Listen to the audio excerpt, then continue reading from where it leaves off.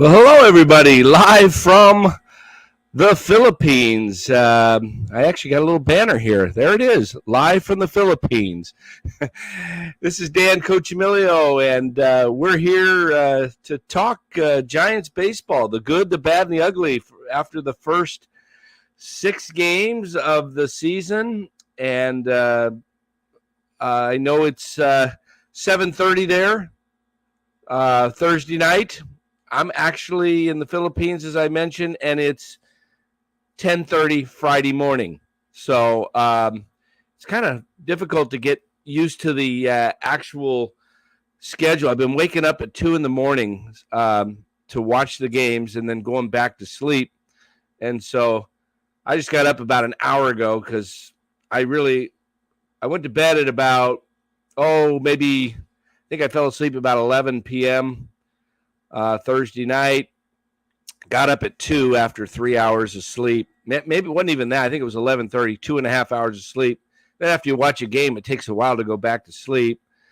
You know, I started going on Twitter and doing some stuff.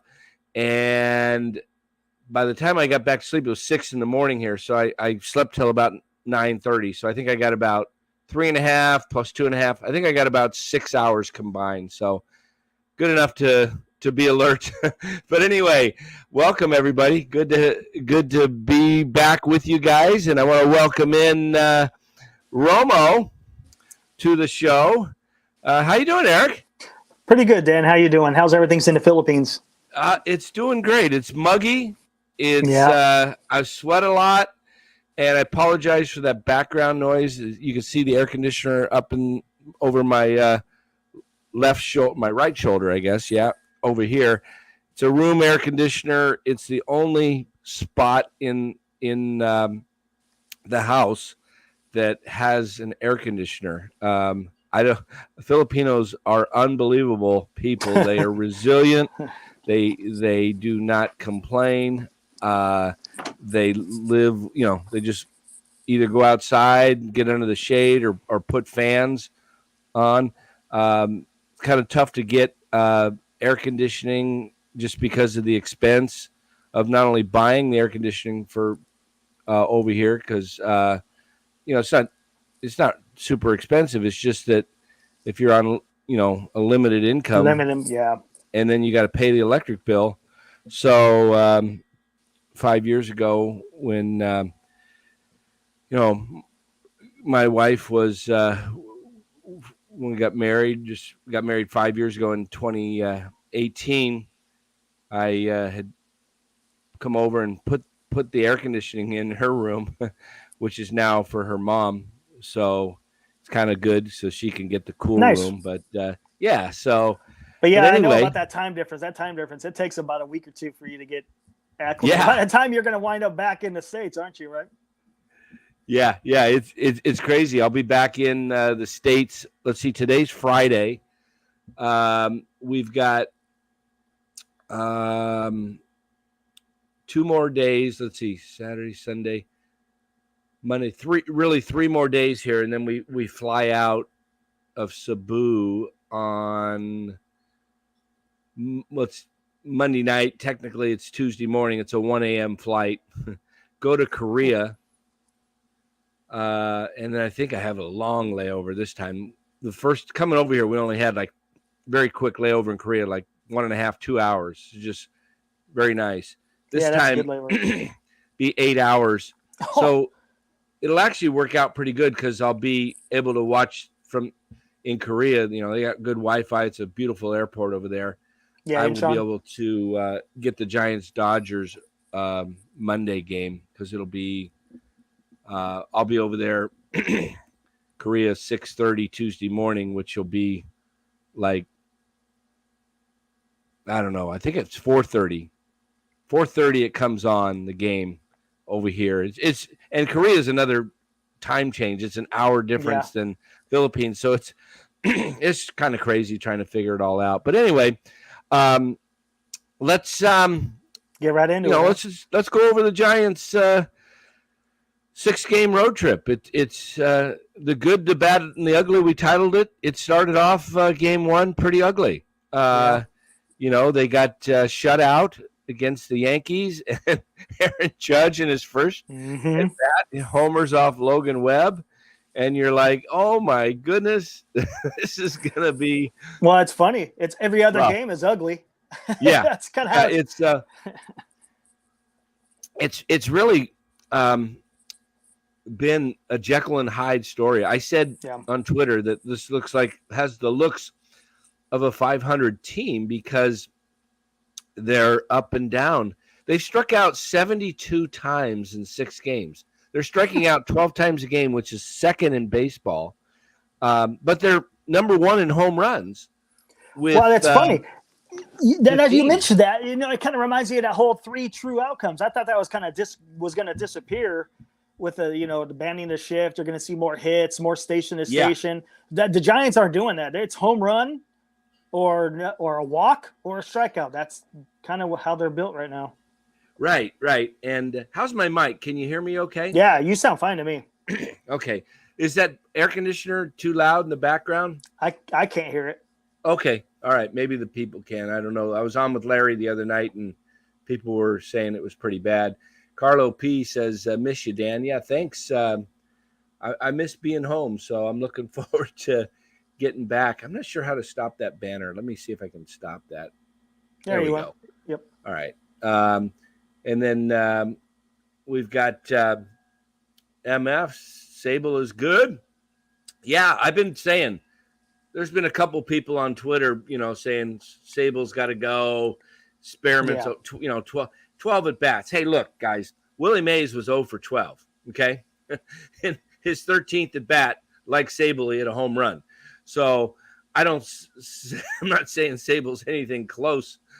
I understand Mays, what you're trying to say. Yeah. But you can't give up on a guy who I saw him hit this spring. I see a swing.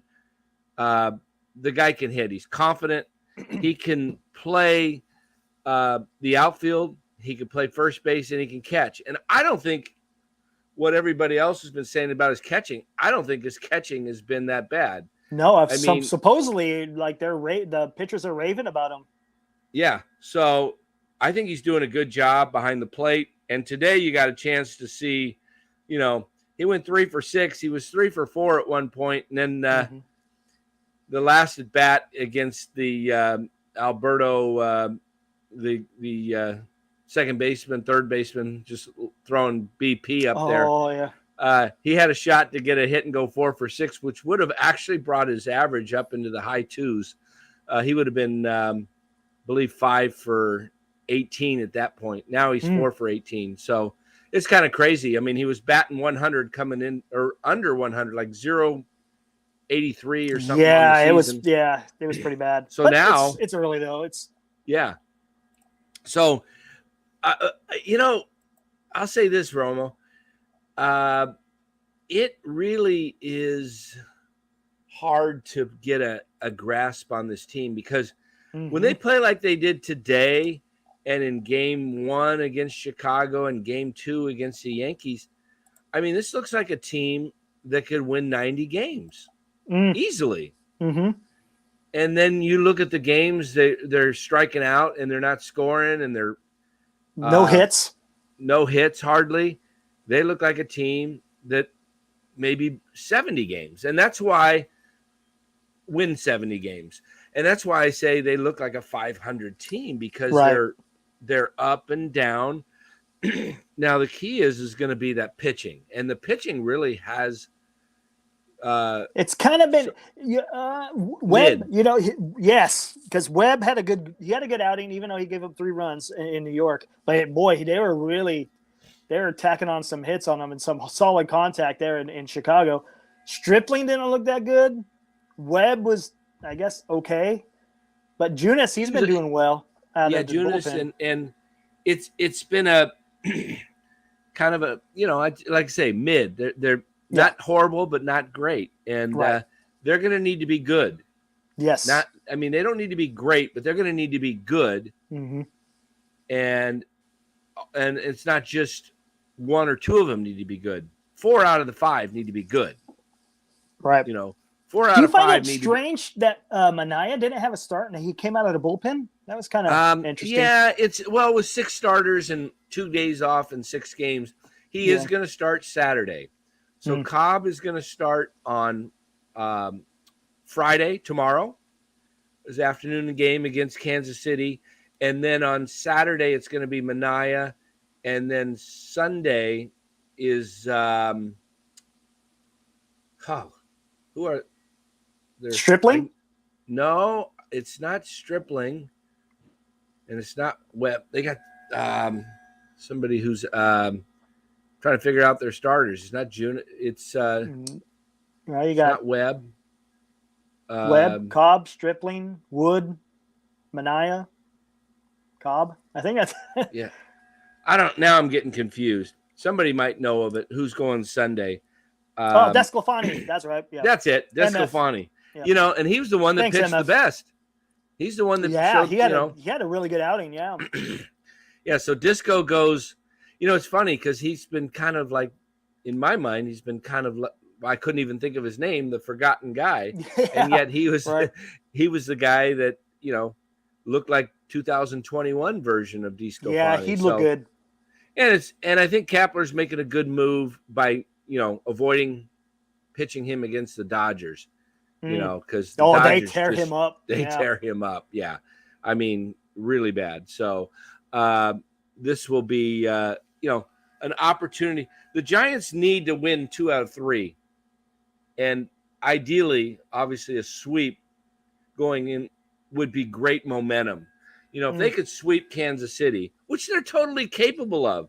Kansas City is horrible. Yeah. They're young and they're going to be okay down the road, but right now this is the teams you got to beat up on. You got to come in. So, I mean, I think obviously, Eric, the good has been the home run ball. The home run, yep. I mean, we've seen Conforto knock out 2. He hit Jock a nice has hit 2. Mm-hmm. Is it 2 for Jock? I think 2 for VR, right? Is it 2 or 3 for VR? I can't remember. I actually can look at it. I think right VR here. Actually, I don't have. I guess I should look it up, but I think VR. Does he have 3? Did he have 1 in New York? No, they've got 2. Conforto, Davis, Peterson, VR, and Yastrzemski have 2. Crawford, Estrada, Flores, Johnson, and Sable 1. So 1, 2, 3, 4, 5, 6, 7, 8, 9, 10 guys have homered, and they have 15. They lead the league. I mean, and this is not, Bart comes back. He's a guy that can hit the long ball if he's healthy, and they give him a shot in the lineup. I'm trying to look and see who else. Well, Haniger, if he comes well, here's back. The thing. Maybe we could touch on that maybe after we talk about this, because we're going to have to talk about that roster. What's going to happen when Bart and Haniger and Slater come back, and what kind of moves that you think the Giants may do? Yeah, let's take a look at that. And to answer MF's question, no one's coming back before April 13th, Kapler said. So that's another, 8-10 days? Right. Well, that's interesting. Wow. Yeah, so today's the 6th over there. It's the 7th here. So another, 7-8 days minimum. And it sounds like Slater's ahead of Haniger, which is interesting because Haniger was a grade 1 strain, which happened in mid-March. Mm-hmm. Maybe even earlier than maybe around the 10th, 12th of something like that of March. And we thought, he's still got a shot for opening day. But obliques, man, they're like hamstrings. They can, even though it's a grade 1, it could linger on for a long time. And he's probably going to have to do a rehab. I'm sure he's going to be in Sacramento. Yeah. And so let's talk about the moves. Let's take a look here at the in my mind, I've kind of got an idea what I think they're going to do. But let's take a look at the roster, the current active roster. I think if Haniger comes, let's say Slater comes up, who's going to go down? it's either going to be Bryce Johnson or Matt Beatty. Right. Okay. I think Beatty is, let's say they both come back. You got Johnson and Beatty are the two likeliest guys to go down to AAA with Haniger and Slater. And then you got Bart. I think the next likeliest guy to go down would be maybe Jelly. He hasn't got off. Oh yeah, probably start. Jelly, because that's right. They brought up Jelly when Bart went on to IL. That's right. Yeah, and you can get by with 12 pitchers, if especially if the bullpen is getting enough rest. If the starters can go 6 innings, 6 2/3. If the deeper the starters can go in the game, and with 6 of them, that allows you to get these guys to the bullpen to stay rested. It looks to me like Wood and Junis may be piggybacking a lot, because Wood's a guy you really don't even if he's doing well, you probably don't want him going longer than 5, because he tends to at the end of the season. And the third time through, he gets lit up. So I think that's a good setup. And there's also injuries that'll come up. I don't think it's going to be Sable, because Sable has no options other than go back to Pittsburgh. And it's not like you can say, okay, let's send Sable down to Sacramento. No, you can't do that. Nope. So they're going to have to juggle the roster. And as long as Sable hits, he's got a job. Right. If he doesn't hit, I mean, if he's 5 for, what did I say? 5 14, for, I think? No, he went 3 for 6. He's 4 for 18. That's it. 4 for 18. So if he goes 7 for 50, 7 for 60, something like that, you're going to have to say, hey, we can't, there's not a spot. Right. But I don't see that happening with his bat, because he makes a lot of contact. There is a plethora more. I think it's about 75% right-handed pitching to left-handed pitching. Yeah, it's always more right-handed pitching. So yeah, he's got that advantage. He's going to get the at-bats. And as long as, he's, they may end up going with 2 catchers at some point. Bart could, we don't know. One thing we do know is Gary Sanchez has to be up on the Giants' big league roster by May 1st. Or he has in his contract that he can become a free agent. So, and we'll see. The experiment's going on. We'll see what he does. He's probably going to go to SAC here in the next week, I would think, and get 2 weeks of at-bats at DH and catching down in Sacramento. And if I think that's going to be the day of reckoning for Bart, to be honest with you. It depends what Bart's going to be doing during those 2 weeks of when Sanchez is down there in SAC, and we'll have to see. I should have gone to the dang opening the game for the Rivercats. I guess Tatis, he started up over there in Sacramento. Oh, that would have been cool. Hey, you guys notice the new shirts here? I'm wearing cool. The new NorCal Sports Network shirt. Picked them up in the Philippines. If you guys want a shirt, I will be offering these shirts. Here's a nice green one. This is a 2X, but I'm telling you, the 2X in the Philippines is like an XL. Everything's a size small. I was like, come on, you got to have some. I've got them in different colors because there's a black one here. Oh yeah, I like the black one. That's nice. So this is an XL. They didn't even have 2X, and I'm wearing an XL right now, and it feels a little tight. It's kind of more like a large. So the 2X So I'm going to have to get some true 2Xs because I know there's some guys that are a little bigger. But we got different colors. Are you trying to say Americans are fat? My wife got this yellow one. Of course, she wears an XS. She's tiny, extra small. Small actually fits her better, but it was kind of fun just putting these together and stuff. So nice. So I got to figure out a price for these things, something around $20 or something like that. You're gonna have to make up a website so you can sell those. Yeah. I think I got 50 of them. So nice. But getting back to the, I think the ugly part. Well, let's say the ugly is the strikeouts, the 72 strikeouts. Yeah.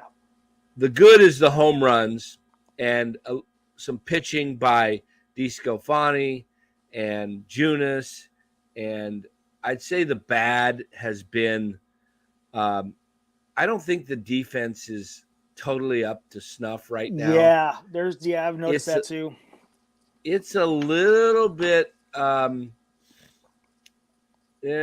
don't know. They're gonna need Crawford. They're gonna need Crawford in there, and then which will allow Estrada to play second, which is more range than VR.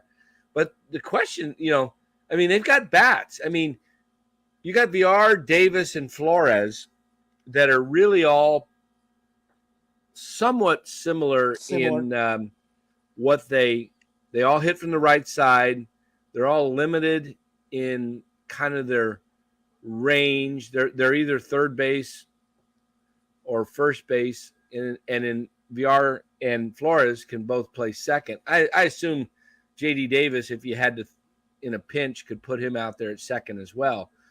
So but I like the lineups. That's why today, when I kind of sent it to you the other day before the game, and it was pretty close, wasn't it, my lineup? Yeah, it was. I thought the only difference was I had Estrada batting second instead of eighth, and I had Sable in the 7 spot and in the 9. It kind of worked out. Kapler kind of had it right because both Conforto and Jock got key hits in their, right. Conforto got the home run, the 3-run homer in the 5th spot, and then Jock got a bases loaded base hit in the 3rd spot. And he went left, right instead of right. That's left, what I want to see. Yeah. I don't want to see left anymore because it's too easy to defeat a lineup that is stacked. Because what you do if you're the opposing manager, when you got left, you bring in the 3rd inning, you bring in your lefty and you get Kapler to start going to his bench, emptying his bench, And then he's got nothing at the end of the game. Then he's got nothing at the end. If you go left, right, you are going to be able to maintain your bench because now with the 3-pitch minimum, three batter minimum for the pitchers, you don't have any advantage. You bring in a lefty because you're facing left. Okay, now you got a righty up next. And then if you want to pinch hit that 3rd batter that's a lefty, you can bring in another. You have the advantage when you go left, right. And the Giants have the lineup to do that. They're actually, the problem is when they go one way or the other, right, or left, they're not as deep of a lineup. They may have a advantage first time through. Right. But like I said, it's opposing manager. That's you just bring in your lefties or righties or who's ever, Right. And especially most teams are dominant, right? With right-handed pitching. With right-handers, yeah. If you start a lefty and the Giants stack and put all their right-handers in there, right. Then it's like, and I don't know if they really can do that this year like they did. Well, they've got, if they wanted to go all righties, they could go Estrada at short, Davis at third, VR at second, Flores at first. So there's your all right-handed infield. And then when Slater and Haniger are back, you got your right-handed outfielders. I don't think they have a third right-handed outfielder, so there would be one lefty, whether it be Yaz or Wade. And then you got Bart or Perez as your right-handed hitter. So you could go 8 of 9 righties. And that's when I think you would be able to easily beat them by just bringing in a plethora of right-handed pitching from the bullpen. Right. And then you force them to bring their lefties in, and then you go to if you have a couple of lefties in your bullpen, you can, Here's a question. I noticed this in your Twitter. The argument about should we keep Wade at the top of the lineup even though he draws walks. Is that someone that you want someone at the top of your lineup with the way he's been performing? I mean, not a lot of hits, but he's got a lot of walks. As of right now, I have been, as far as Lamont Wade, I don't think he's the ideal leadoff hitter. I think they really don't have one other than Bryce Johnson. That's a guy that really – and we don't really know if Bryce Johnson can get on base enough at the big league level. So as far as Lamont Wade at this point getting on base, I think you got to continue it. He was yesterday's game, or I guess today's game. I keep in today's game, he was what did he do? Let me see. He was on base, one base on ball, got a hit. So looks like he was on base 2 times out of what, 3 at bats or 4 at bats. Then he got hit, and that looked like it didn't feel too good, right in the back of the triceps. That's gotta leave. Yeah, that'll be tight for a while. Yep. Yeah, and that was that's. Hey, what's up, tough. Mark? So, hey, Mark Graves, what's up, Romo? Feel free to put anything you want there in the chat. You got controls, right? Yeah, Eric? he's got the. Yeah, but you got controls too, yeah, right? I do too. Yeah. Okay, yeah. So feel free if you see a chat in there that we want to discuss. I know we've got Graves as moderators there too. So yeah, Safi, he talked about how Wade's got like 9 or 10 walks. That's good. You're drawing the walks, but I want to see some hits as well. But I mean, I guess if you top of the lineup, if you could get on, the problem is he gets on base, but he can't get knocked in unless it's every other game. That's the kind of been the way it's been going. Yeah. So I think, hey, you got your spring training hat, huh? I did. Yep. On the side. Let me see that on your right side there. Yeah, there's the other side. Yep. Yeah, 23. Yeah, those. I think did I get one of those? I got a different. Yeah, I think model. you did. I think you did get one of those. I got a different model. I got a 23, more of a. It's got a white. It's a white crown. Yeah, with that says spring training. Yeah, I do have that same hat from last year's spring training, but it doesn't have a 23. It just got a cactus. Logo. Gotcha. On it. All they did is they kept the same. I like the font of the G they have on the hat. I think. That's right. I don't know if mine has that or not. I thought you got. I thought you had got this one. I thought I saw you with it. Yeah, I didn't grab that one, but but the Chardal says top 5 power hitters on the Giants. Well, Giants Chardal have quite a few boppers. I would say top 5 is going to be. I'm going to say Conforto. Yeah, it's going to be 1. Jock 2. VR 3, right up there. I like JD Davis's pop. 4. Haniger's going to show some pop when he gets healthy. I mean, real quick, Safi talked about how he's I'm guessing he's talking about Wade with the balanced perspective. He looks much more comfortable. I'll say one thing: he's playing a lot better than he did last year because he wasn't doing anything last year. Sometimes he wasn't even drawing walks. Yeah, sometimes when you got an injury, it affects your, when you're in pain, like his knee was bothering him, it affects everything. The swing, you try and compromise. I'm optimistically after today. I'm a little more optimistic than I was after game 5. I Right. still think this has a potential to be a 500 club because everything has to go according to plan. Really, it does. Yeah. I mean, there's really no leeway, and some teams you can afford, to scuffle a little bit and you can recover. But with the Giants, they really can't afford that, especially with the strength of schedule here in the beginning. I mean, it's as long as then that's the whole thing. As long as you stay 500 on the road and do really well at home. Yeah. Last year at home, they were horrible. If they could do that, if they can win, 40 games on the road, 41 games, go 500 on the road, and then at home win your 48, 49 games, there's your 89, 90 wins team. Okay. True. And that's really how playoff teams are generally built. Mm-hmm. They tend to, win 47 to 52 games at home, and they tend to, play near 500 on the road. Right.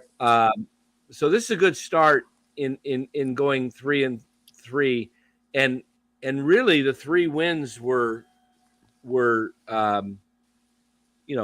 impressive, while the 3 losses were very disappointing. Ugly. Yeah, ugly. I mean, the good, the bad, 3 wins. The ugly. Yep. Yeah. So I want to see what they do, because they need to beat up on teams like Kansas City, and got to come away with 2 out of 3 against Kansas City. And then I'm sorry to interrupt. Did you? Because Shutout kind of talked about. Did you see the bomb by Sable? Oh yeah, I was. You got to hear John Miller's call. He almost. It's like he was speechless there in the middle of the call. It was classic. It was really good. Do we have a way of playing that anywhere? Honestly, I don't know. Not without violating copyright.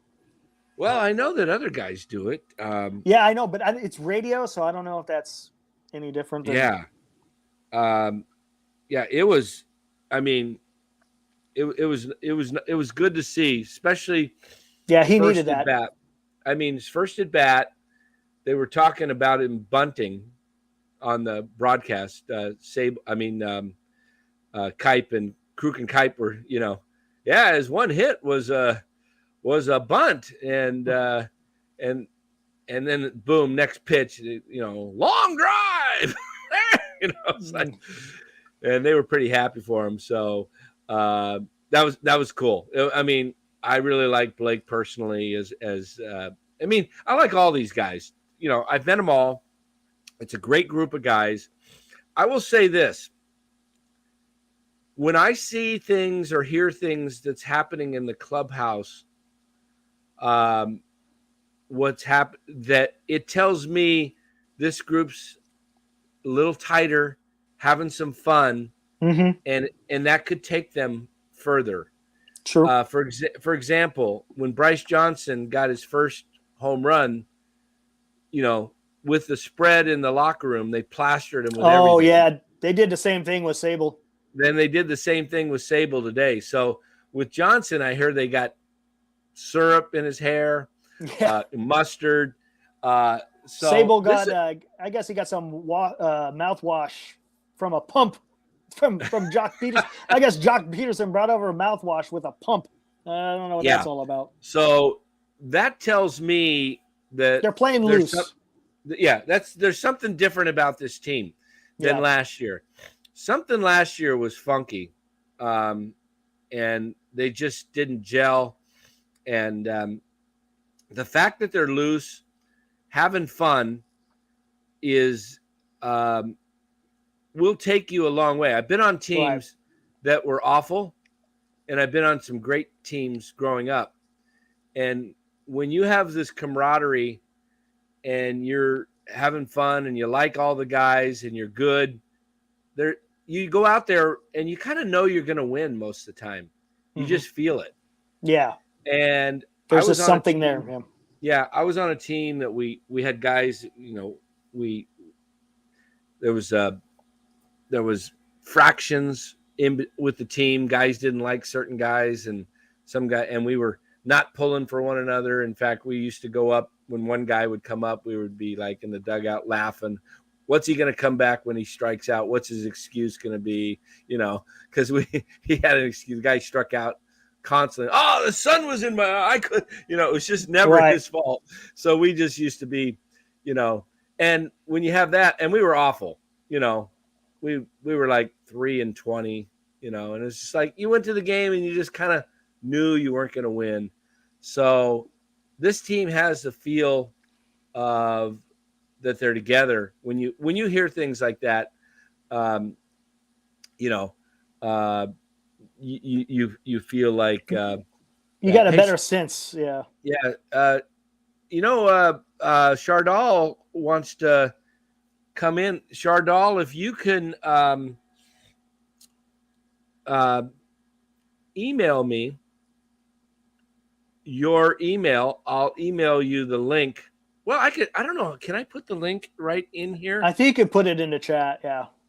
Let me see if I can do that. I don't know. I have it in my email. How could I get it into the chat though? Do you have your laptop with your? You could bring up your actual live on YouTube, and maybe you could do it that way. Bring up. How do I do that? Just go to YouTube and bring up your live stream here. Make sure you mute it and everything so you don't get any kind of reverb, and you should be able to type right in there. But I only have. Wait, hold on. Link. Let me see something. Maybe I could do it. Hold on. Yeah, you got it. Yeah, I'm not technical, guys. So I was gonna have Mark Graves. How did Romo get on? Yeah, Romo got in because I got him the link. Anybody else want to come join us? We'll put the link in the chat here. See if we can figure that out, and we'll have some guests come on in and have some talk.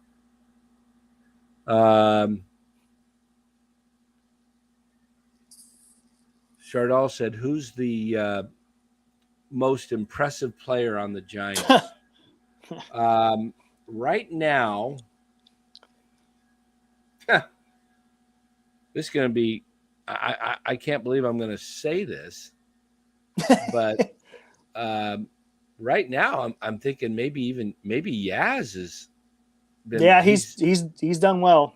And it's good to see. He's looking like old Yaz of 2020, where he was up for MVP. Well, that's what the Giants need. That the Giants need 2020 Yaz. Yeah, I mean, who else? Estrada's been looking good. Yeah, Estrada's been well. I mean, if we look at the team leaders, which I have right here, team leaders in batting average, it is Estrada 409, VR 273, Wade 250. Sable went from 083 up to 222 today. Like I said, this is the time of year where your average jumps 20 to 50 points. Exactly. By every at bat almost. So, I think, Estrada's he's got one home run, right? He hit one the other day. Yeah. He's hitting 409. On base percentage, Lamont Wade been on base 53.8% of the time, 538 OBP. That's impressive. That's impressive. Hey, I mean, anything close to 400 is great, right? Yeah, absolutely. Yeah. I mean, the fact that he's been on base. And Estrada 435, VR 385. Sable's been on base, third of the time. So yeah, he's been on base quite often. Yeah. Yeah. So I mean, if Sable flirts with that on base percentage of 350, he's gonna stay. On the team, you get on base 35% of your bats. Yeah, exactly. I don't know what the league average is, but I mean, like I said, I think I was talking to you about this before. Yeah, the walks are good, but man, we also got to get some hits, especially. Yeah, I want to see them run. Yeah, I want to see. The interesting thing is they haven't been in a position. Running.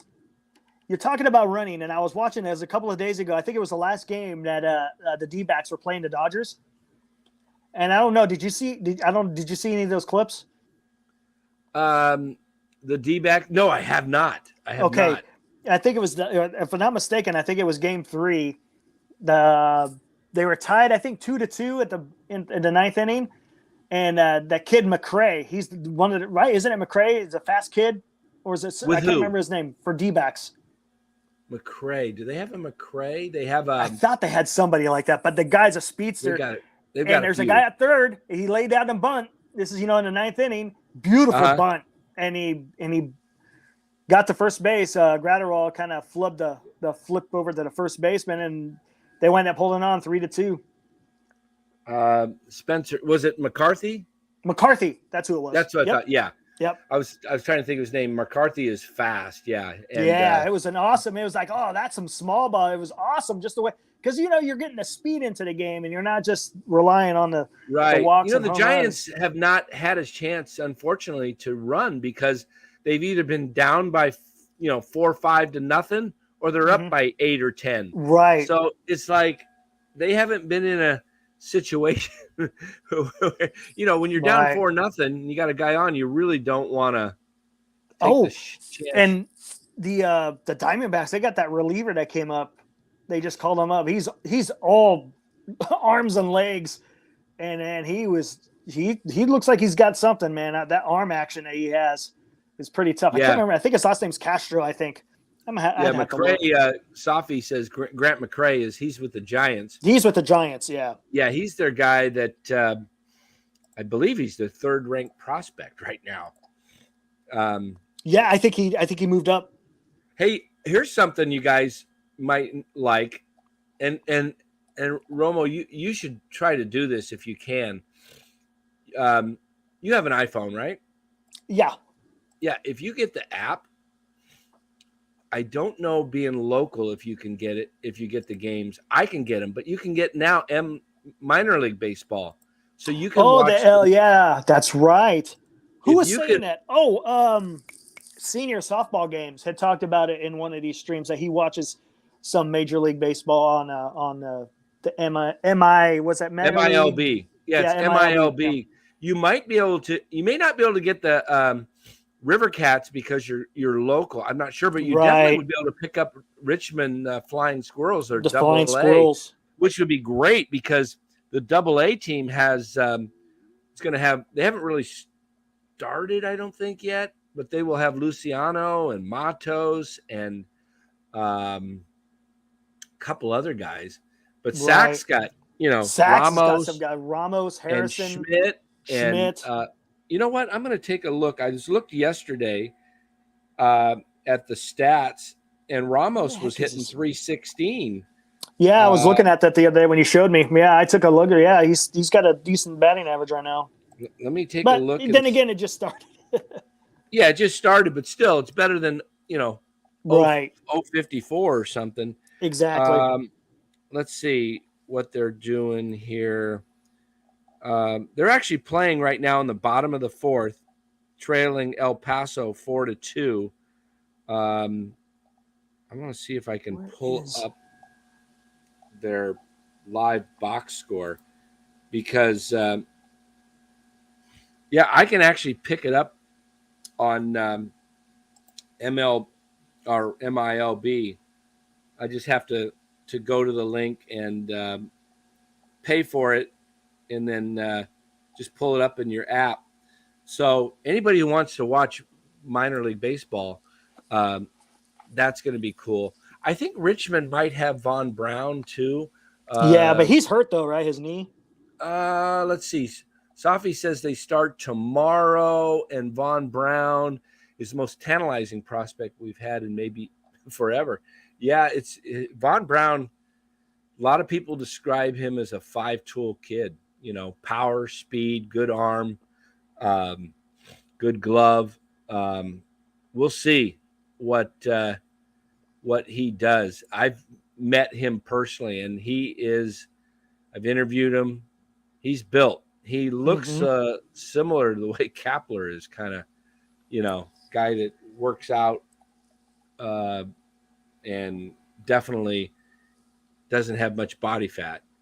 That one pitcher I was talking about, it was Miguel Castro for the D-backs. Yeah, he's 6'7", but man, he's all arms and legs, and he's got some funky delivery. But yeah, he's going to be interesting to see to play. Gosh, it sucks with this new schedule because the NL West is just going to kind of be boring to watch. You only face the Dodgers twice. It's just they're going to face the Dodgers. Well, they'll face them 4 times, 2-2. Yeah, 2-2. But yeah, you're used to seeing them a lot more in San Francisco. Yeah, but you're going to see them this weekend. I mean, this week, Monday through Wednesday, and then the last time again till the end of the season. Yeah, so it's pretty crazy. I gotta I've been fighting a little bit of a head cold I got over here.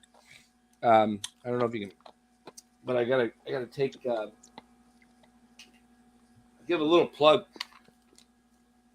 Take this Zicam. Oh, Zicam, yeah. Yeah, it just knocks it out. I started it, what's today here? Friday? Wednesday, and I already feel really good now. I'm just 2 days gone. I remember when Zicam first came out, it used to be where you put it in your nose and you're supposed to do it like on the first onset. Yeah. Right. With the little, like a Q-tip deal. Yep. I remember using that. Yeah. These are great. These are Chewies, fruit drops, medicated fruit drops. And I have a stack with them all the time. Hey, Val, what's up? As soon as I feel an onset of like a sore throat or anything, I start taking them, and it's gone within 2 days. Nice. Instead of going like a week, which is typical cold. But hold on a second.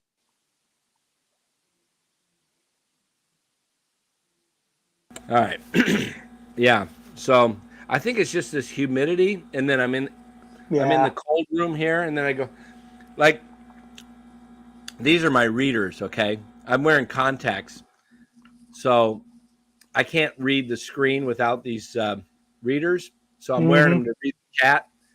But when I'm wearing my glasses before I put my contacts in, and I go from this room, and I open the door, my glasses fog up.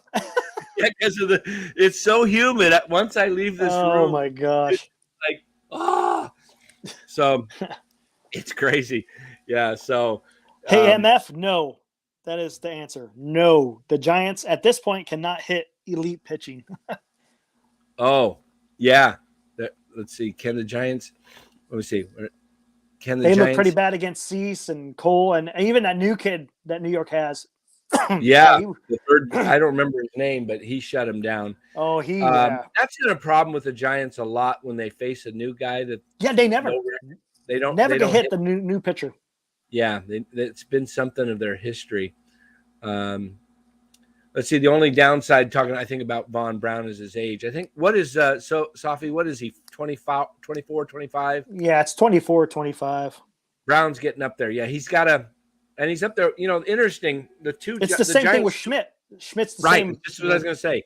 Their two best prospects, Schmidt and Von Brown right now, they're the oldest guys too. Hey, did we get the chat or the link in the chat? Yeah, I threw the link up in there. Yeah. Okay, I copied and pasted it. I see Chardal. There. Okay, there we go. You got it in there.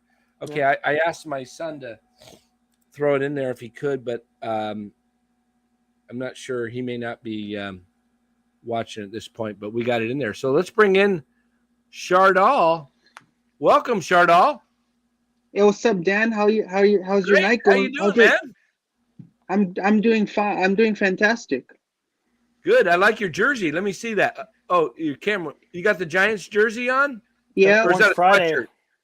That's a Buster Posey Orange Friday jersey. Yeah. There we go. Orange Friday. Yeah. Chardal, my first Orange Friday, and it was before they even called it Orange Friday.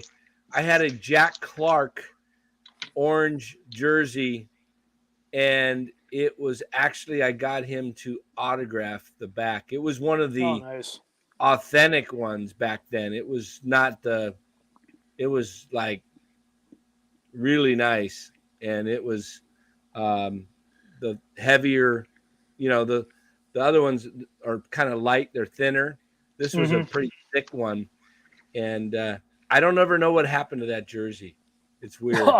I just, dang, I don't know if I lost it in a move, what happened, but I wish I had it today. I mean, it was Jack Clark, not Will Clark. Kind of weird how they gave Will Clark 22 after Jack Clark had 22. Yeah, it is a little bit weird, huh?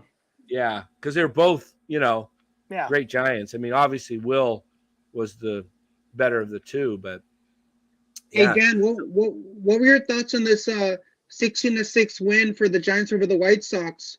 Yaz hit a bomb, Sable hit a bomb, VR hit a bomb. Man, 3 Giants hit bombs tonight against Chicago.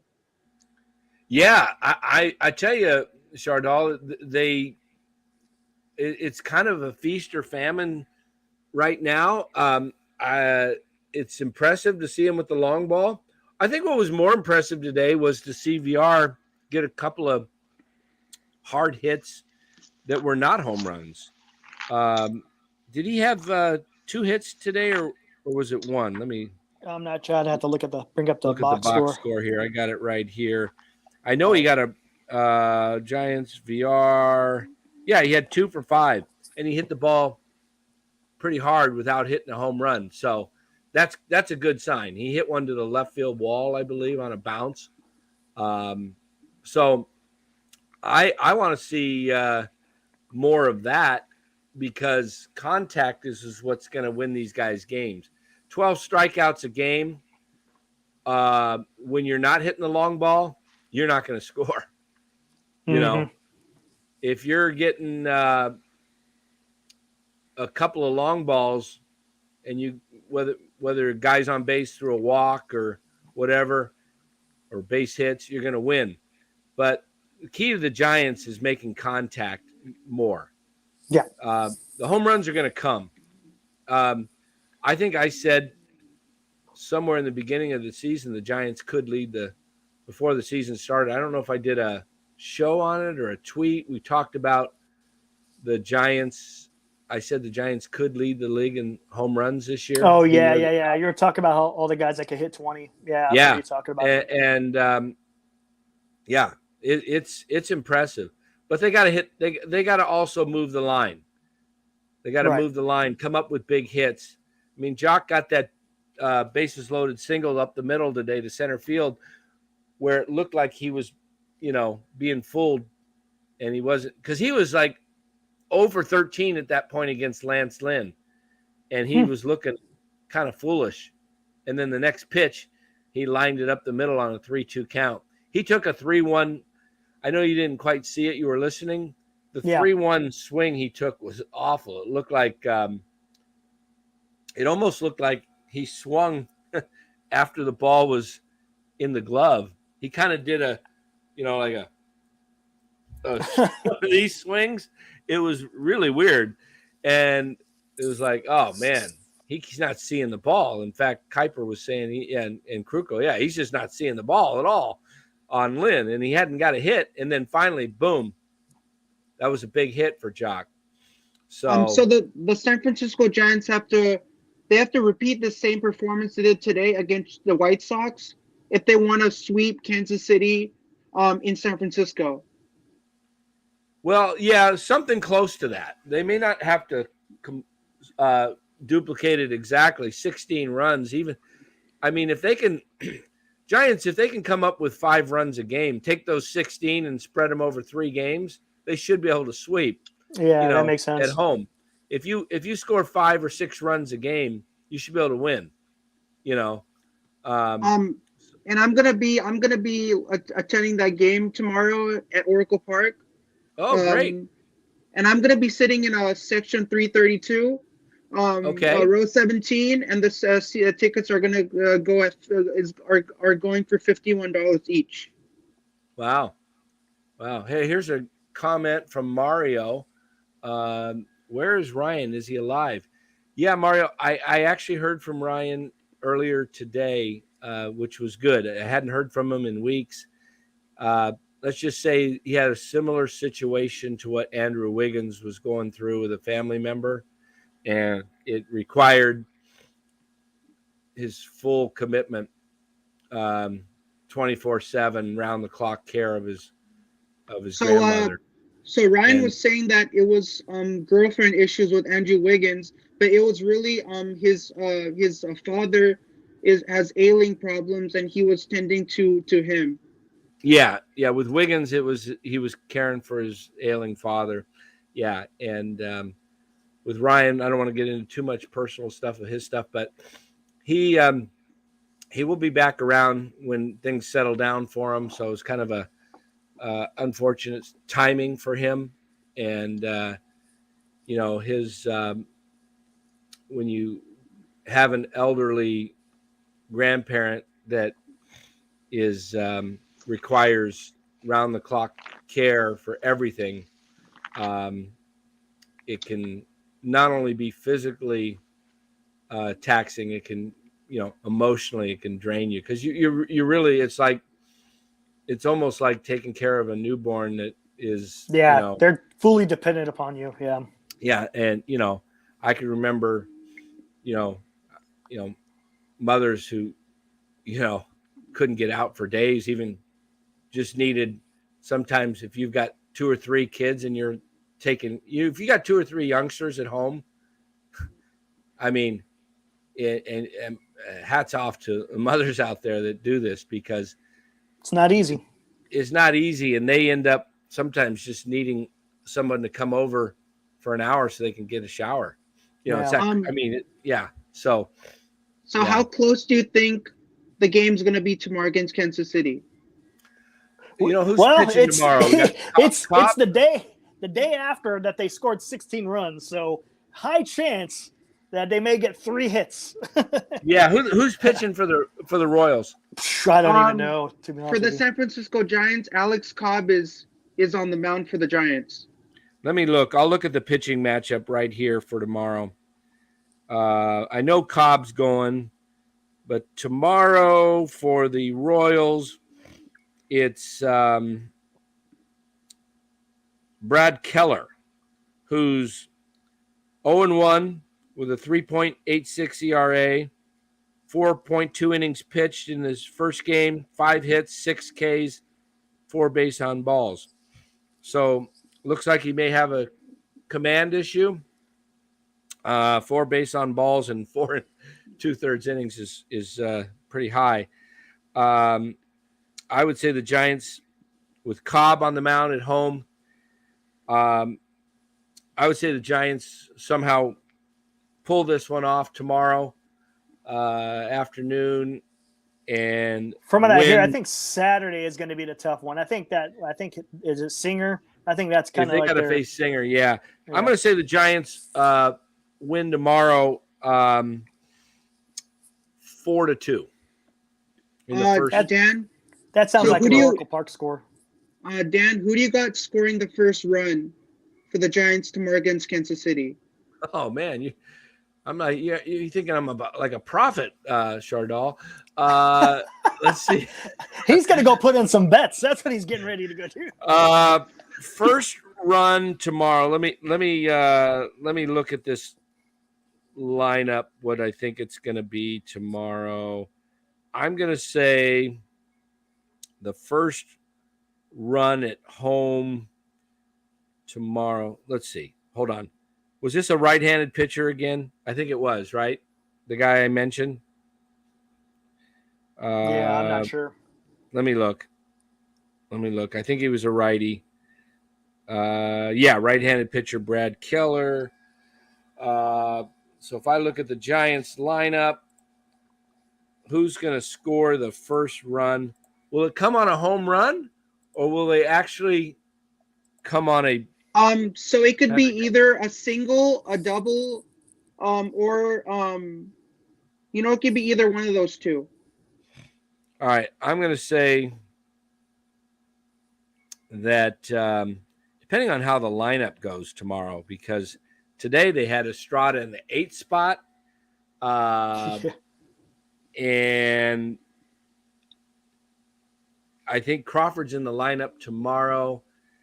I don't know if he moves Estrada back up, but he's probably going to go Wade at first base. He's going to go with the lefty lineup. Sable will be in left field. Yaz will be in center. Conforto in right. Crawford at short. VR probably at third. Estrada at second. Estrada at second. So I'm going to say Estrada is going to somehow get the first run. That's my prediction. So, what were your thoughts on the grand slam scored by David VR? Would you consider it to be majestic? Because that guy has lots and lots of power, and he can hit that ball to any portion of that field. Yeah. Chardal VR can go to right field as well. He's got a lot of power, as you mentioned, right center. The shot he hit, the grand slam. Now that was off the. It was off the Alberto. What's his name? Alberto. So, I mean, it was a batting practice home run. So, you can't really. I mean, it counts in the like you say, it counts on the back of his baseball card, and it looks good. It's a grand slam. It counts just the same if he hit it off Garrett Cole, as far as the numbers go. But you can't really. It was coming in at 54, 55 miles an hour, whatever it was. Yeah. So you really can't. I don't know if majestic would be the right word. Yeah, majestic wouldn't be, although, when we look at all-star home run derbies, we do kind of say some home runs are majestic when guys get a hold of them. And that damn Stanton home run off of Webb. Oh, that one was majestic. Off of who did he hit that off of? Webb. Was it Webb? Wasn't it? Was it game 3, I thought? Or was it game 1? No, I thought. Wait, I'm trying to think. I thought it was game. Oh my gosh, I'm trying. Was it Webb? Maybe it wasn't Webb. No, I thought it was game 3. You're right. It was Stripling. Yep. Yeah, MF was right. Stripling. Oh, that was one of the. They said it was 485. Yep. I don't know how they estimate that. It looked closer to 500 to me. Thing went way out there. I mean, it cleared the museum down there and everything. Yeah, who's on first says, what do you think the Giants' record will be? 90 wins? ? I said when we started this season, this team has the potential, if everything goes right, to be a 90-win team. It also has the potential to be less than 500 team. Mm-hmm. Hey, Dan, what are your thoughts? What are your thoughts on the opening day pregame festivities? And do you think they get better every year? Like they have some new thing that they're doing before the game? I thought last year I was there. The planes flying over were pretty cool. They kind of botched it a little bit though, because the military planes came over and they came over in groups, and it's like they didn't know that there was more or something. they came over, and then it was like another minute later, oh, here comes. They weren't in sync with. I don't know if they were late, the planes, or if the PA just didn't know more were coming. If you want to kill that, Lenny's in the chat there. I'm not seeing it yet. There's a little bit of a lag. I'll get it whenever it shows up, unless Mark's there. Hey Dan, how many Mark, you're there. You can kill that. Hey, Hold Dan, on one sec, Chardal. Let me get rid of this AIDS guy here who's Dan did it, or who did it? Mark got him. Mark got him? Yeah. All right. You're out, Lenny. Okay. All right. So all right. Let's see. All right, so we've got the I may put it up there again. The if anybody wants to come in, what was your question, Shardal? I wanted to take care of that in the chat. So hey Dan, so how many strikeouts do you think Alex Cobb will have against Kansas City? 8. I think Alex Cobb is a phenomenal pitcher. I think he has speed in his arm. He can release the ball really fast. It's kind of something that one of the qualities that makes him a great pitcher. Yeah, he's really, really good. Yeah. And we've got this other one that keeps coming in. Let me see if I can. Yeah, I got him. Hide. You got him. Okay. Come on, Len. You got something better to do. All right. Let's see. All right. So, yeah, we're going to put the link back in the chat. Hey, Shardal, appreciate you joining us. I'm going to have you step out. One last comment from you before you go. How do you see the Giants doing this year? What do you think their record's going to be? I think you're muted, Shardal. I think the Giants are going to win 90 games. Okay. And they're going to lose. That would be 72. So they're going to lose 72. Yeah, so that would be you think they'll make a wild card then at that? I think that would put them in the wild card. I think they'll make the wild card. Just depends on how well they play. Okay. Well, very good. Yeah, hey, you want to moderate there, Eric, get the chat again. All right, Shardal. Hey, I appreciate you joining us. When we do these live streams, feel free to come on in and join us and give us your thoughts.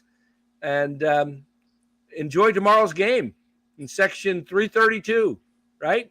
Yeah. Awesome. Well, hey, Dan, are you going with anybody or just yourself? I'm going just by myself. Awesome. Well, you wearing your jersey you're wearing now?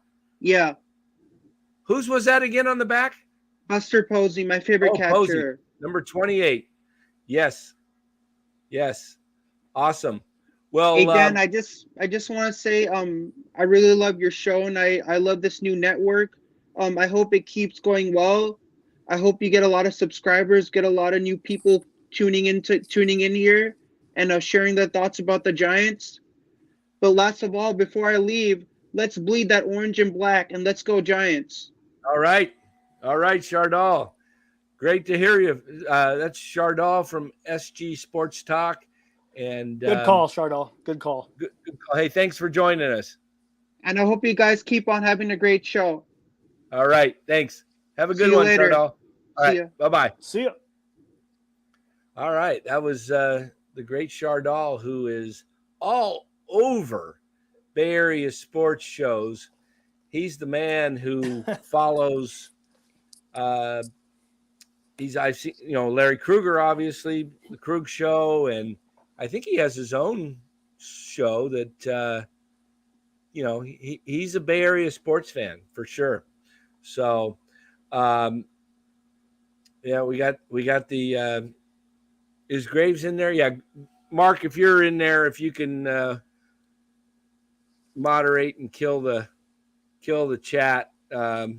It's like we got some deranged fellow that does not have a life. This guy shows up. Yeah, the stream is a lot quicker on my phone than it is on my my laptop. So. Oh, okay. So you got it. Okay. Mark's on it though. Mark is on it. Mark's on it. Okay. Yeah. So I think MF says Ned coming on the Krug Show tomorrow. I believe so. I believe Larry's got Ned coming up. Let me see what I haven't been over here with the time of everything. I see if I thought I saw that Larry had that. I'm not sure. Probably after the post game. I'm sure it's after the Giants home opener. So And Larry's been doing some shows with Damon Bruce, which has been really good. Yeah. I think Damon's got a growing channel that's I think will do very, very well. So this next Giants opened up 6 games on the road. Now they come home for 6 at home before going. One of the things that could play a factor this year that's a little different than last year with this balanced schedule, they travel more. There's more road trips. Yep. And there's more East Coast trips. And that could wear the Giants down if there's anything that could catch them. If you look at the schedule, they come home for 6, Kansas City for 3, and the Dodgers for 3. Then they go back out on the road to the Eastern time zone again. Detroit 3, Miami 3. Then they come home for 8 games, 2 4-game series against the Mets and the Cards. Then they go to Mexico to play San Diego for 2, Mexico City. Mm-hmm. Then to Houston, come home, 2 series, Milwaukee, Washington. Then on the road to Arizona for 4. Then back home for a 2 series, Philadelphia, Miami. No, there hasn't been any 3 team series. It's 2. Right. So it's, usually you go on a road trip. A lot of times it's a 9-game swing.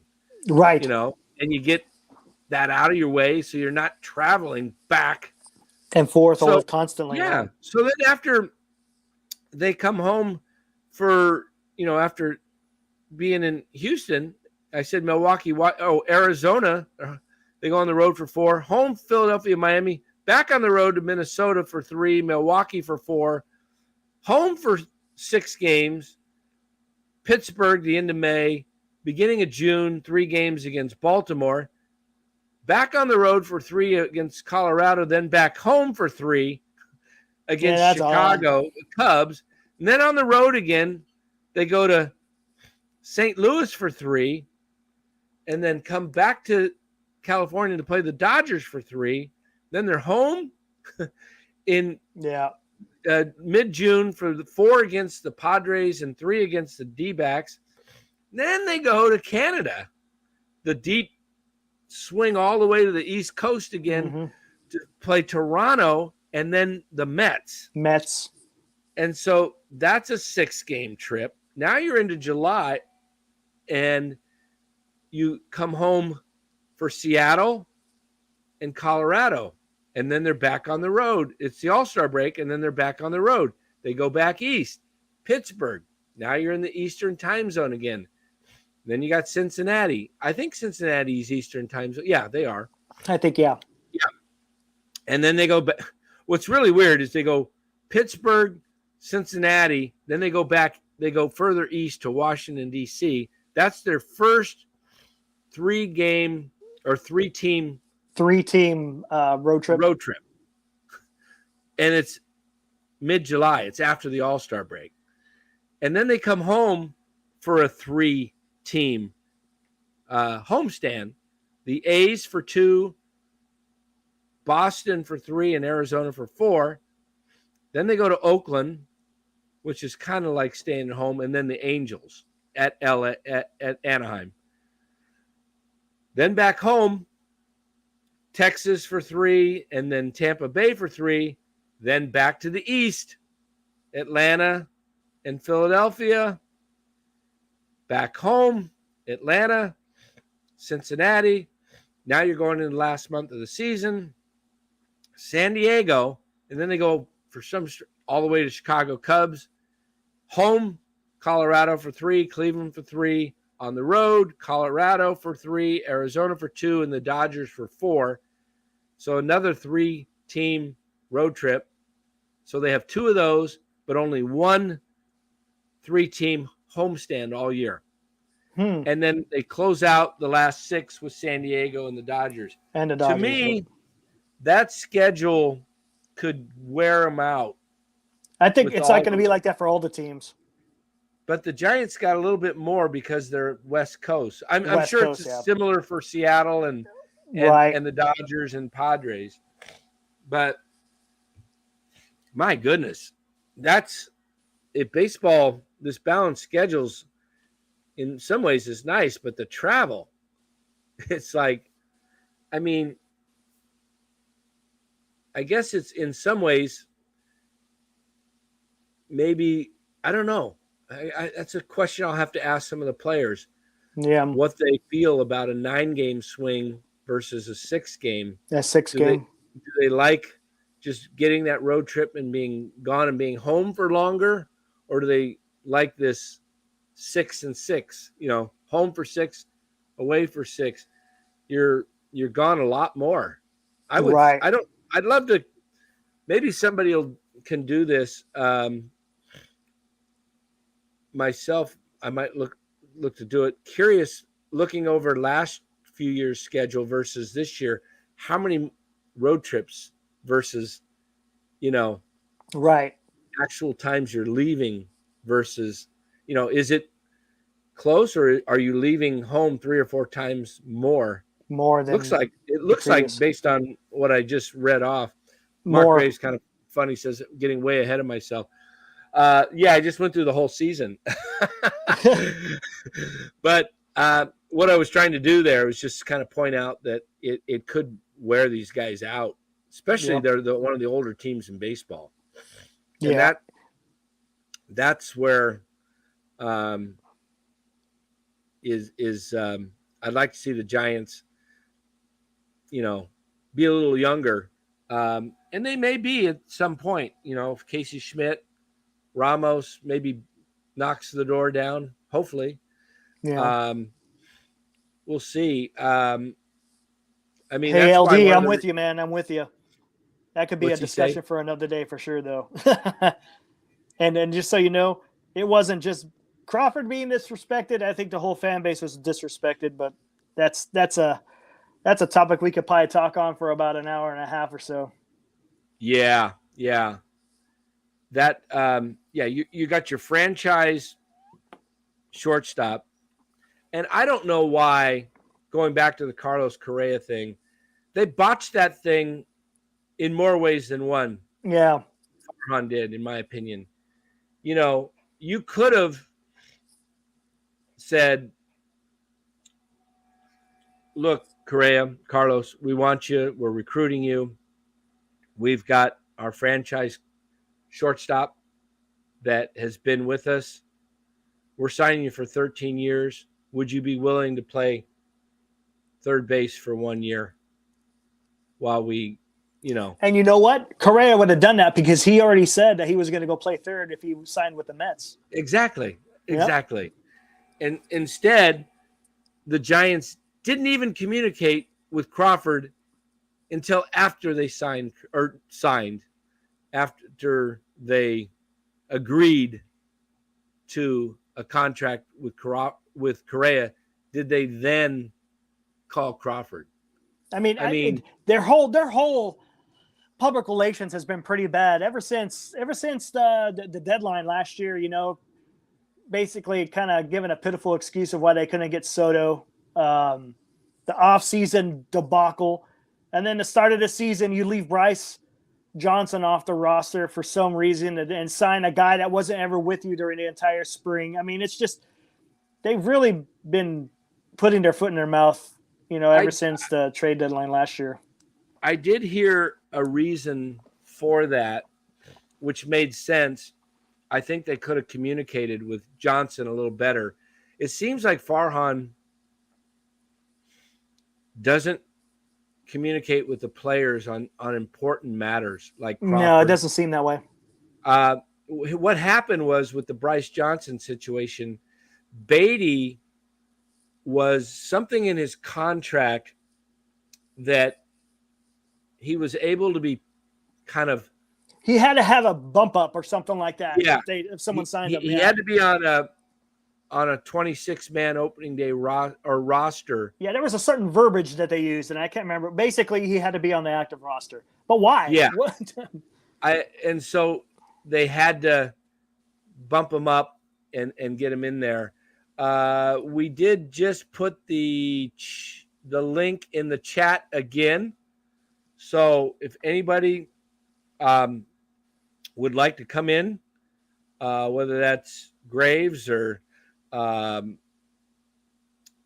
anyone else that wants to come join us and give their thoughts on the Giants road trip and what you think the club's going to look like this year. Here's an interesting question by Mark Graves. This will cause me to go over the schedule again. If you could go to only one road trip, if you could go to only, I'm sure you meant one road trip this year, where would you go? Okay, so I'm going to look back at this schedule again, and I'm going to pick. You got to go to one of the parks that's a cathedral. You know what I'm saying? Wrigley, Fenway. Gosh, is there any other ones? Is there any other ones that would be considered, a baseball cathedral? Well, they got the Padres and the Cubs, which is kind of interesting because those are two great parks in September. And you also usually get some great weather early September in Chicago. But I'm going to, for a baseball, if I want to watch some good baseball, I'm either going to go the end of June Toronto Mets because I've never been to Toronto. It would be kind of interesting to see. Plus, I'd like to see those guys, Guerrero and some of those other guys they've gotten. Belt, who's unfortunately getting off to a terrible start. Belt's hitting in the zeros right now. Yikes. Something. He struck out 3 times in the game that I saw earlier today when I looked at the box score. But it's either that one or maybe I don't want to go this one in August because of the humidity. Atlanta and Philadelphia. Ooh, yeah, that rough. Would be for baseball. I'd love to watch it, but I don't think I want to sit in that. It's like watching baseball in the Philippines. Yeah. So the road trips aren't that really great. I mean, one that might be interesting if you just wanted to enjoy the Midwest in May would be Minnesota and Milwaukee, kind of close by. Yeah. I mean, you can drive probably from one to the other if you wanted to do that. Yeah. And Milwaukee's kind of a cool park.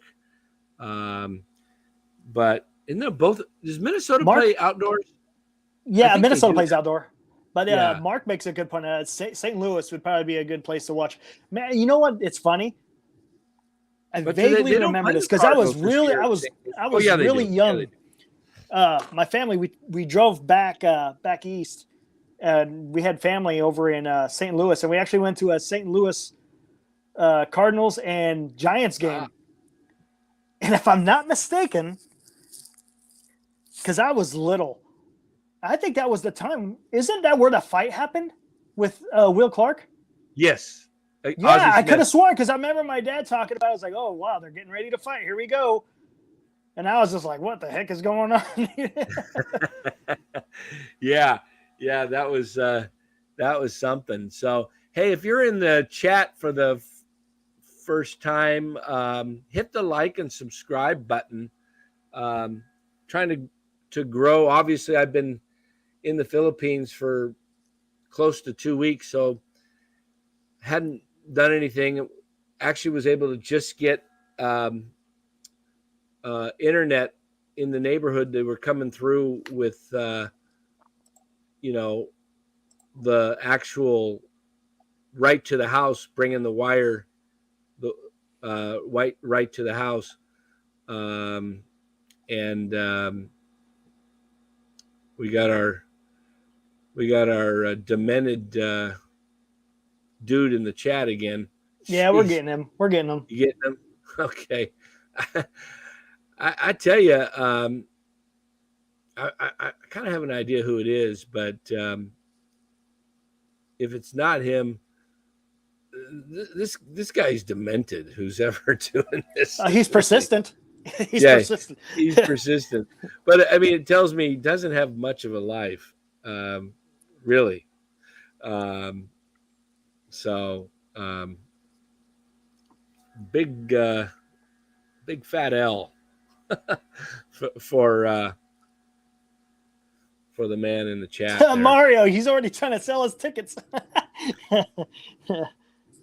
You got 4 tickets, Mario. Are you season tickets, or are you just had 4 tickets that you you bought for the home opener? Yeah, it looks like I looked at my seats that I had. It looks like maybe someone for several games down the line they weren't available, so maybe somebody grabbed them as a new season ticket holder. They got some new programs. What the heck was it called? They got some promo where you could buy 22 games. I think it has to do with the Will Clark thing. I think they did it last year, but it's it's the same thing. Yeah. Oh, Mario says he's a season ticket holder but lives in San Diego. Won't be able to make tomorrow. I'll be there this weekend. You know, Mario, I would love, maybe I'll come back over to San Diego this year, and maybe we can go to a Giants-Padres game together. That would be cool. I love going to San Diego Stadium. I mean, that Petco Park is unbelievable. When do the Giants play the Padres? I know they play the first time they play them in Mexico, so they may not play them again until September. Let's see, 1st of September. September 1, 2, and 3. I may just grab some tickets for that. San Diego, there's not a bad month. I used to live down there. I went to college in San Diego, and to me, best climate in America year round. Yeah, beautiful. You don't get any real cold spells. You can occasionally get some hot days, but not often. Hey, Dan, I'm going to have to get off of here. I haven't even had dinner yet. I'm kind of starving. Oh, yeah. Well, cool. You know, it's, what is it back home? 9 o'clock. 9 o'clock. We're probably going to close this out myself. If anybody wants to join in the chat for a few minutes, join now. Otherwise, we're going to kind of close it off. But home opener tomorrow afternoon, Giants, Kansas City Royals at what's it start there? 1:35, right? I think so, 1:35. Yeah, 1:35. And then Saturday, they've got an afternoon game at 1:05 and followed up Sunday afternoon, 1:05, before they play their first night game of the year. 9 day games to open the season. That's crazy. Facing the Dodgers Monday, Tuesday, Wednesday night. So it'll be fun. I'll be home Tuesday the 11th, so I'll be back home. Probably do the next live stream will probably come on Tuesday. I may be able to do one this weekend after Saturday's game, possibly. Cool. We'll see. I'll let you know. Cool. But thanks for joining us, Eric. And you bet. Yeah, we'll catch up later and have a good one. You bet. I'll be in touch. Thanks, Eric. You betcha. Take care, Dan. You too. All right. The great Eric Romo up in Galt, California. Longtime Giants fan. Eric's a general sports fan, but he really is big on the Giants, more so than basketball or football. So love to get Eric's perspective on the Giants and he's got a lot of knowledge and does a lot of reading. Gets Bill James baseball almanac and does a lot of deep digging. So if you guys want to know some statistics, Eric's got him at his fingertips. TJK says, Dan, can you get Marty on? Yeah, we'll get Marty on when I get back to the States. Marty was on a couple weeks ago. We did a show together, and give Marty a call, and we'll do some post games together. And yeah, so like to get Ned Coletti on. Maybe get had Jeff Young from Fansided, or the Around the Foghorn is what he writes for. Title of Around the Foghorn on Fansided. We'll bring you some special guests, some Giants. Do some collab work with Hum Baby. Eric on Hum Baby. He's got a really good channel. Does a great job over there with a lot of good Giants information, graphics. He puts out entertainment. I love when he does his guitar and does a little Giants singing. I've got something special for you guys. I thought I had it on my phone, but it might be Ryan's phone. My dog Buster, the lab, he does a howl when the Giants win, and I'll be bringing that to you after every Giants win when I get back home. Yeah, so that'll be fun. TJK says, Dan, did you see Ohtani commit 2 time fouls? Yeah, I did. 1 pitching and one batting. Pretty crazy. Yeah, he was late on the pitch clock when he was pitching, and he was late in the batter's box. So pretty funny, actually. Let's clear up the chat here. What else we got? TJK said, appreciate your service to Eric Romo. What else? TJK also, 15th different left fielder. Is it the 15th or 16th? I think it was the 16th, if I'm not mistaken, and it tied a major league record. And next year they could break it if Blake Sabol is not the starting left fielder next year. So that will be interesting. Let's see what else. Mario says agrees, absolutely great park, obnoxious fans. Yeah. You know, I can actually, I can't put it in the chat. I don't know if it'll show up, but I had some fun last year when I was at San Diego doing a little announcing, and called Wilmer Flores home run, and it was really fun because the fans around me were a little irritated because I was kind of having some fun, and they all got up and left. It was a 8th inning home run, put the Giants up, I think 3-1 or something like that. Carlos Rodon pitched a masterpiece complete game that day. So yeah, let's see what else we got. I think that's about it. Let's see. LDO says Madres. Yeah. Fans have been suffering a long time. That's true. Their own fault for picking the Madres. Yeah. I think Padres Dodgers are the team to beat this year, obviously, in the West. I think Giants and Arizona fight it out for 3rd and possibly that 6th wild card spot. Maybe the Giants can have a great year and get that 4th or 5th wild card spot. I don't know.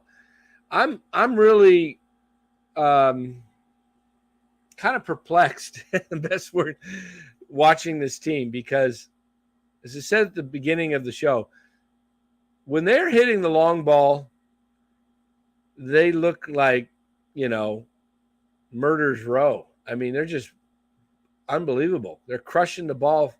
You're hitting 4 or 5 home runs a game, or you're striking out 13, 14 times and getting shut out. So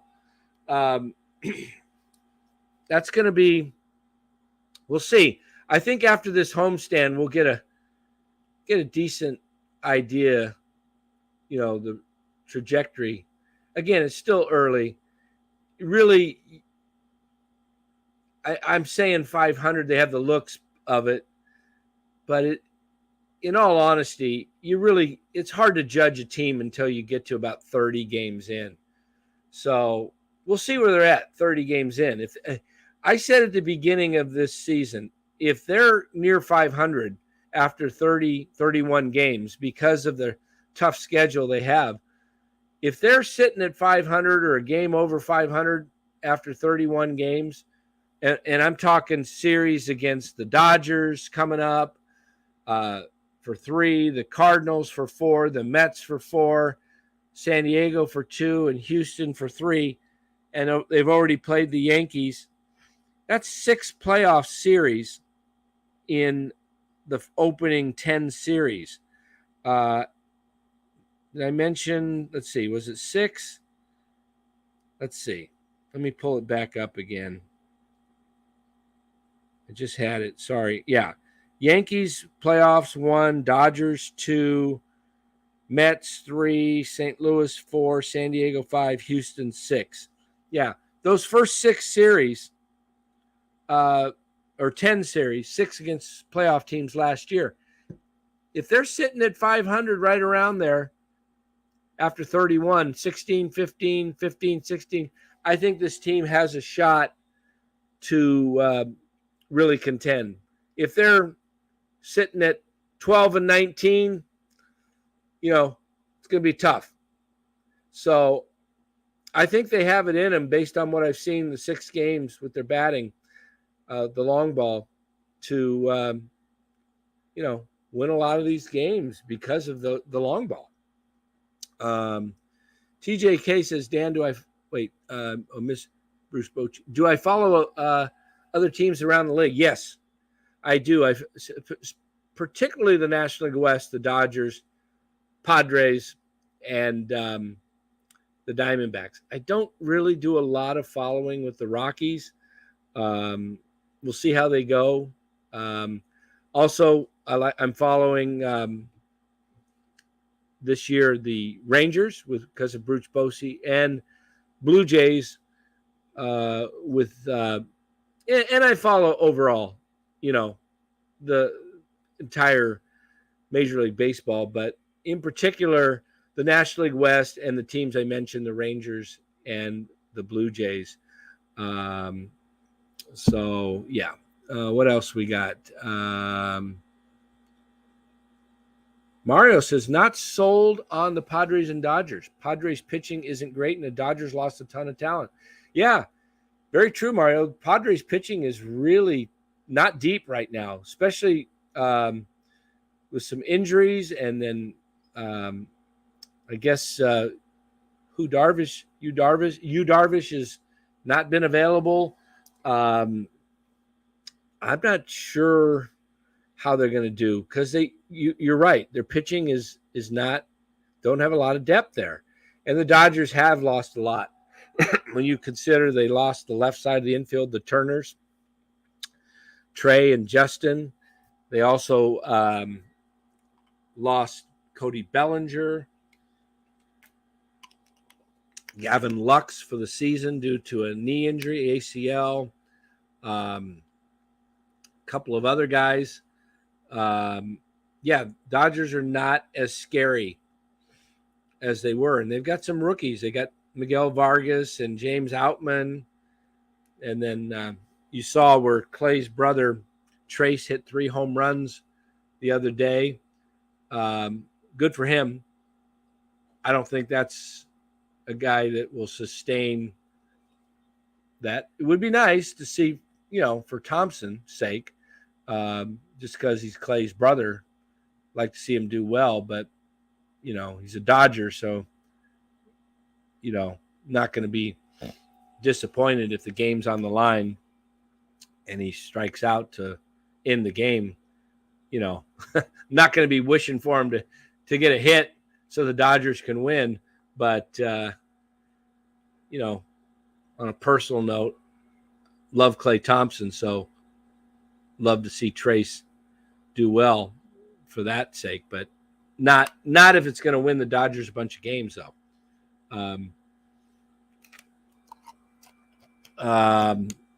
Let's see what else we got. Val Ramos says, great show, Dan and Romo. Yeah, thanks, Val. Just cleaning up this chat before we head out of here. What time is it there? Are you not sleepy? Actually, it's what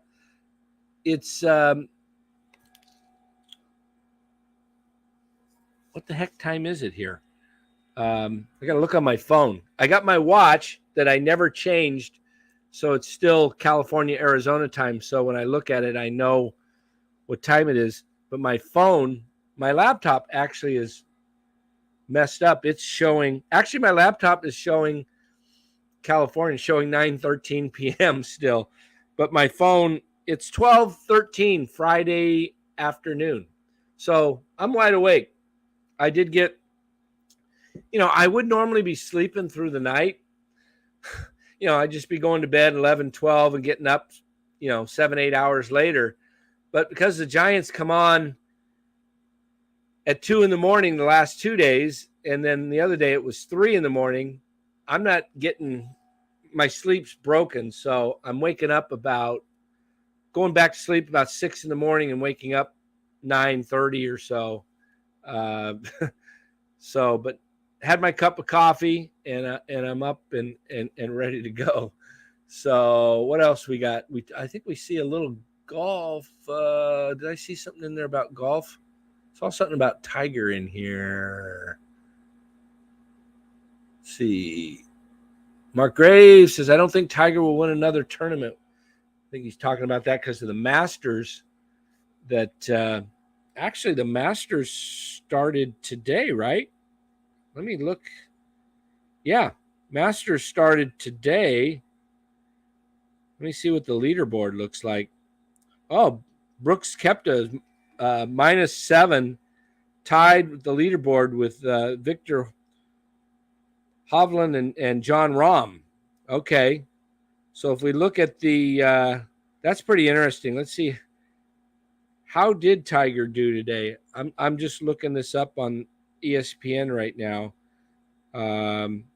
Let's see if we can get the leaderboard pulled up here with the Masters. Mark Graves says he won't win another tournament.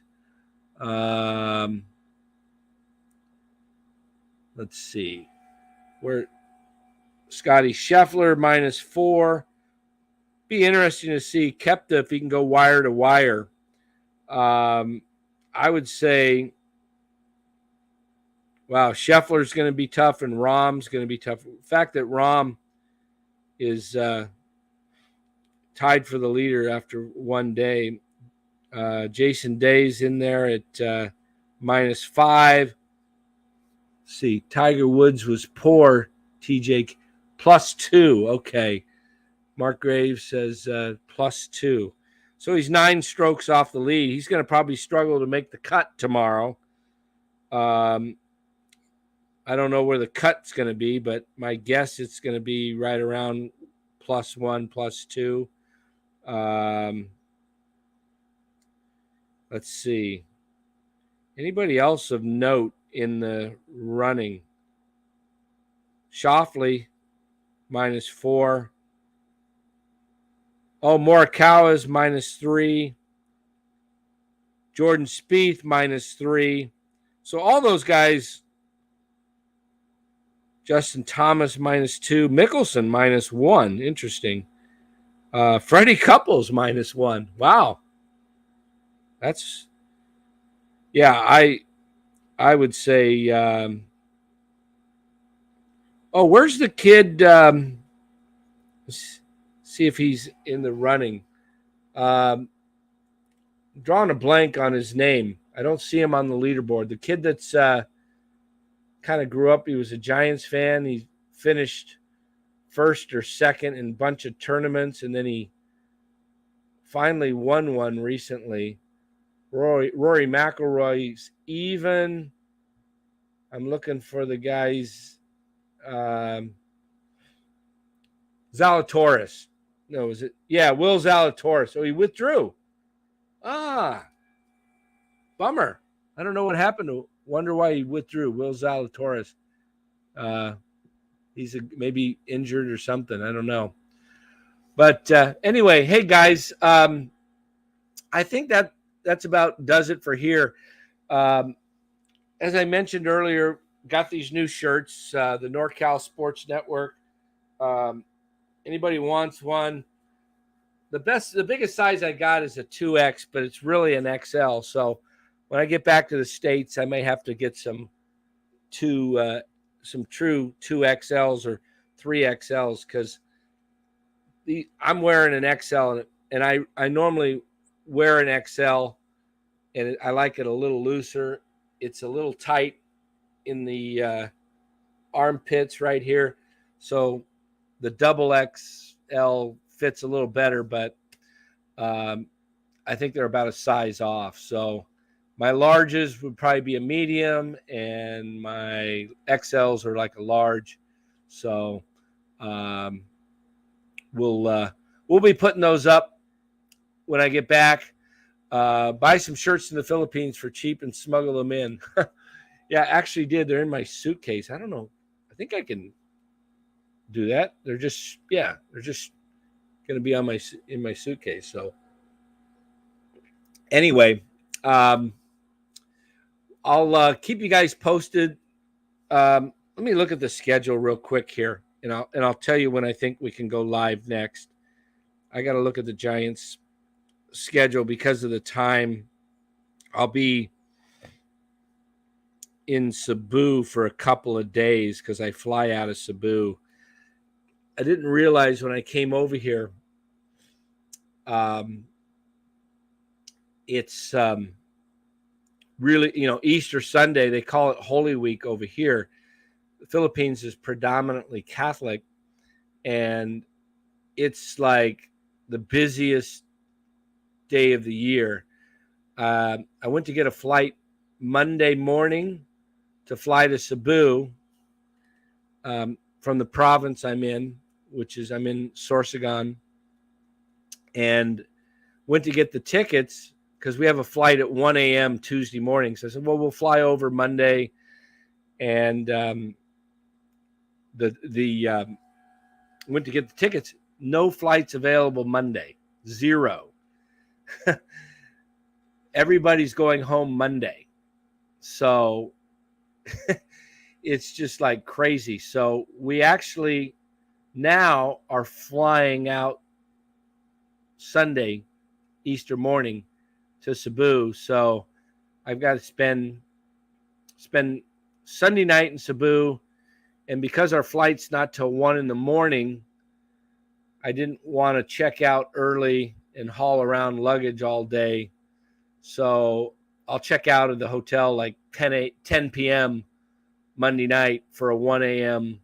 flight Tuesday morning. So looking at the schedule, I got to see where I'm going to be. The Giants play. So tomorrow is Saturday morning here. They come on at 4:30 in the morning. I am going, you know what? I may be able to do a show tomorrow. Yeah. Because I'll still be here at my mother-in-law's home. And then we'll leave tomorrow to go to Cebu because it's not Cebu, but near the airport. It's a 2-hour drive from the airport. We have a flight Sunday morning at 6 a.m. to get to Cebu, where our flight leaves to go back to the States. So we're staying at a hotel tomorrow night, so we don't have to leave at 3 a.m, so we can catch our flight's, like I said, 6 something in the morning on Sunday here. So I won't have to leave till about this time tomorrow. So we'll do a show tomorrow. How's that? Yeah, I'm on my laptop. So we'll do a live stream immediately after the Giants Dodgers game. 4:30 in the morning here. So that live stream will probably, I'm guessing, a 2.5 hour game. So it'll be about 7 a.m. here, which would be 4